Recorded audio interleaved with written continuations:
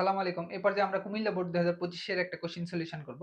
কোশ্চিনটা Comilla board ছাড়াও multiple বোর্ডে যেহেতু আসছে, তো কোশ্চিনটা অনেক ইম্পর্টেন্ট। কোশ্চিনটা এমন বলছে, একটি গাড়ির সময়ের সাথে প্রাপ্ত বেগের সারণী নিম্নরূপ।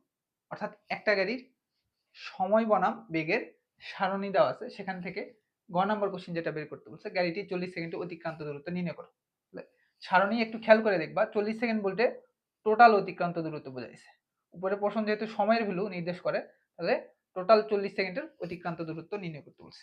তো আমরা একটু সারণীটা খেয়াল করলে দেখব, গাড়িটা প্রথম 20 সেকেন্ডে আমাদের সমতরণ নিয়ে যাত্রা করছে। কেন? দেখো, প্রথম 20 সেকেন্ডের প্রত্যেকটা পয়েন্টের ত্বরণের ভ্যালু সমান, এই জন্য সমতরণ নিয়ে যাত্রা করছে। আমরা একটু ক্যালকুলেট করে দেখি। ত্বরণ ইকাল টু শেষ বেগ বিয়োগ আদি বেগ ডিভাইড বাই সময়। যেখানে প্রথম 5 সেকেন্ড অর্থাৎ 0 থেকে 5 পর্যন্ত সময়ের মধ্যে গাড়িটার বেগ কত ছিল? শেষ বেগ ছিল 2, আদি বেগ 0 ডিভাইড বাই সময়ের ভ্যালু 5, যেটা ক্যালকুলেট করলে আসতেছে আমাদের 0.4 মিটার পার সেকেন্ড স্কয়ার। অর্থাৎ প্রথম 5 সেকেন্ডে 0.4 মিটার পার সেকেন্ড স্কয়ার ত্বরণ নিয়ে গাড়িটা যাত্রা করছে। পরবর্তী 5 সেকেন্ড অর্থাৎ 5 থেকে 10 পর্যন্ত ত্বরণের ভ্যালু কতটুকু? দেখো, শেষ বেগ 4, আদি বেগ 2 ডিভাইড বাই সময় পরবর্তী 5 সেকেন্ড যেহেতু বলছি, এটা ক্যালকুলেট করলে আমাদের আসতেছে 0.4 মিটার পার সেকেন্ড স্কয়ার। এরপর পরবর্তী 10 থেকে 15 পর্যন্ত ত্বরণের ভ্যালু কতটুকু আসতেছে? 6 বিয়োগ 4 ডিভাইড বাই সময় যেহেতু 5 বলছি পরবর্তী, এখানে ক্যালকুলেট করলে 0.4 মিটার পার সেকেন্ড স্কয়ার। এরপরের 5 সেকেন্ডও আমাদের 0.4 মিটার পার সেকেন্ড স্কয়ারই আসবে। অর্থাৎ 0 থেকে 20 সেকেন্ড সময়ের মধ্যে ত্বরণের value 0.4 metre per second square আসতেছে। যেহেতু ত্বরণের ভ্যালু সেম, তাহলে প্রথম 20 সেকেন্ডে গাড়িটি সমত্বরণ নিয়ে যাত্রা করছে। প্রথম 20 সেকেন্ডে গাড়িটি সমত্বরণ নিয়ে যাত্রা করছে।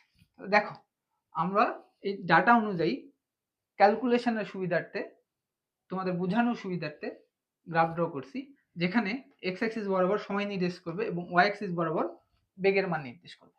প্রথম 20 সেকেন্ড যেহেতু গাড়িটা সমতরণ নিয়ে যাত্রা করছে, তাহলে প্রথম 20 সেকেন্ড অর্থাৎ এক্স অ্যাক্সিস বরাবর সময় নির্দেশ করে এ পর্যন্ত 20 সেকেন্ডে গাড়িটা সমতরণ নিয়ে যাত্রা করবে। সমতরণের ক্ষেত্রে গ্রাফটা এমন হবে। এরপরে দেখো, 20 থেকে 30 সেকেন্ড পর্যন্ত গাড়িটার বেগ সমান 8 8 8, অর্থাৎ 20 থেকে 30 সেকেন্ড পর্যন্ত সময়ের মধ্যে গাড়িটা সমবেগে যাত্রা করবে।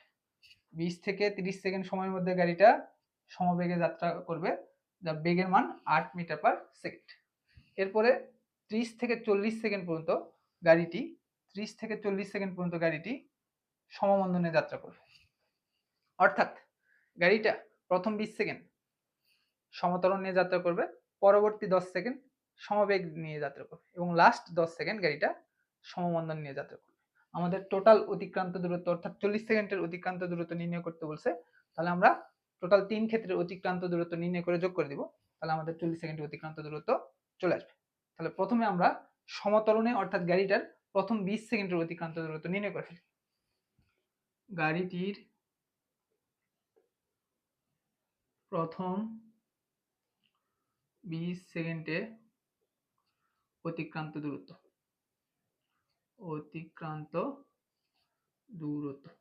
প্রথম 20 সেকেন্ড অতিক্রান্ত দূরত্বকে আমরা S1 দ্বারা ডিফাইন করলাম, যেখানে প্রথম 20 সেকেন্ড অতিক্রান্তর ক্ষেত্রে কি কি ইনফরমেশন দেওয়া আছে ফার্স্ট লিখে ফেলি। আদিবেগ কত দেওয়া আছে? 0 মিটার পার সেকেন্ড। প্রথম 20 সেকেন্ডের শেষ বেগ কত? 8 মিটার পার সেকেন্ড। সময় যেহেতু 20 সেকেন্ডের বের করতেছি, সময়ের ভ্যালু 20। আমাদের প্রথম 20 সেকেন্ডের অতিক্রান্ত দূরত্বকে S1 দ্বারা ডিফাইন করলাম। এই ডাটাগুলো থেকে আমরা নিউটনের গতির 2 নম্বর ফর্মুলা অ্যাপ্লাই করতে পারবো, অর্থাৎ U plus V divide by 2 into T, এই ফর্মুলা অ্যাপ্লাই করতে পারবো। মানগুলো আমরা এখানে বসাই দিই। আদিবেগ কত? 0। শেষ বেগ কতটুকু?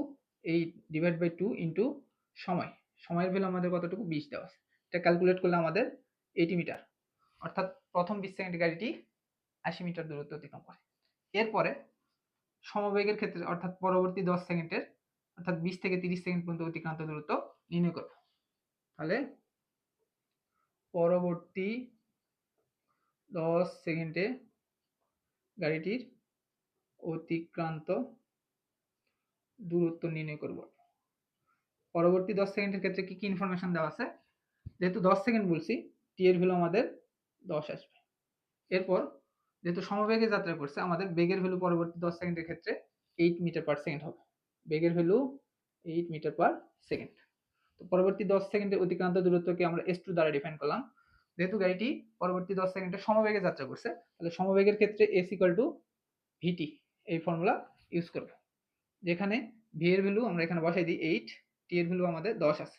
এটা ওভারঅল ক্যালকুলেশন করলে 80 মিটার আসে। অর্থাৎ পরবর্তী 10 সেকেন্ডে গাড়িটি 80 মিটার দূরত্ব অতিক্রম করে। এরপর সর্বশেষ 10 সেকেন্ড সমবন্ধনে যাত্রা করে। এবার আমরা সর্বশেষ 10 সেকেন্ডের অতিক্রান্ত দূরত্ব নির্ণয় করব। সর্বশেষ 10 সেকেন্ডে অতিক্রান্ত দূরত্ব দেখো, সর্বশেষ 10 সেকেন্ডে অতিক্রান্ত দূরত্বের ক্ষেত্রে কি কি ডাটা দেওয়া আছে দেখো তো। আদিবেগ দেওয়া আছে 8 মিটার পার সেকেন্ড।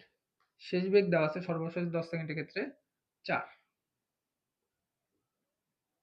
এবং সর্বশেষ 10 সেকেন্ড যেহেতু বলছি সময়ের ভ্যালু 10 সেকেন্ড।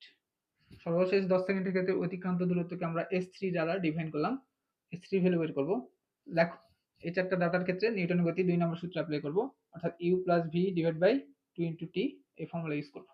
মানগুলো এখানে বসাই দিই। আদিবেগ আমাদের 8 দেওয়া আছে, শেষ বেগ আমাদের 4 দেওয়া আছে, / 2 সময়ের ভ্যালু আমাদের 10 দেওয়া আছে, যেটা ওভারঅল ক্যালকুলেশন করলে আমাদের 60 মিটার আসবে। অর্থাৎ সর্বশেষ 10 সেকেন্ডে সমবন্ধনে গাড়িটি 60 মিটার দূরত্ব অতিক্রম করে। আমাদের টোটাল অতিক্রান্ত দূরত্ব অর্থাৎ 40 সেকেন্ডে অতিক্রান্ত দূরত্ব নির্ণয় করতে পারছি। তাহলে 40 সেকেন্ডে অতিক্রান্ত দূরত্বকে আমরা s দ্বারা ডিফাইন করলাম। এখানে s1 + s2 + s3 নির্ণয় করব। তাহলে s1 এর ভ্যালু আমাদের 80 দেওয়া আছে, s2 এর ভ্যালু আমাদের 80 দেওয়া আছে এবং s3 ভ্যালু আমাদের 60।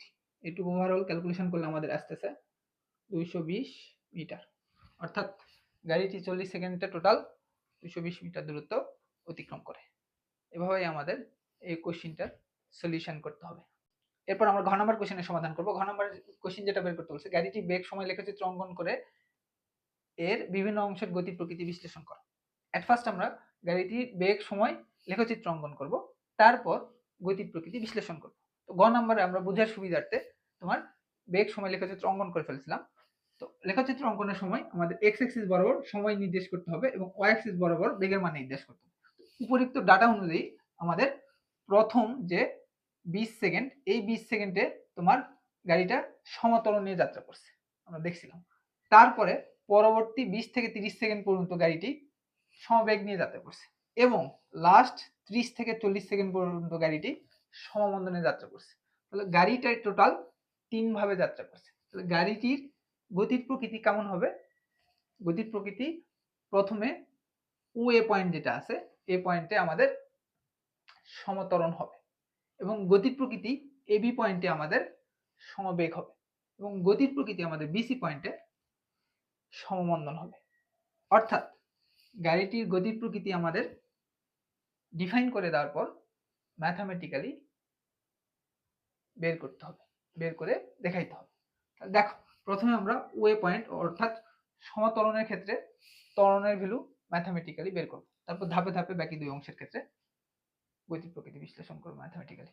দেখো, ওয়ে অংশে গাড়িটি সমবেগে চলছে, সমত্বরণে চলে।